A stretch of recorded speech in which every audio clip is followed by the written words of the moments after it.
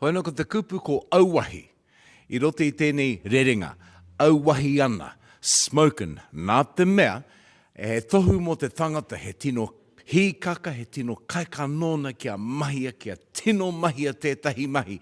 So if you're really keen on getting into the job fast, auwahi ana, smoking. Kia ora, I'm Clara Hakaraya. We're here in Toimatero Gallery, and my kupu o te rā is whetū, which is stars or constellations. Kia ora, ko te ihiroa toku ingoa, ko te kupu hau o te rānei.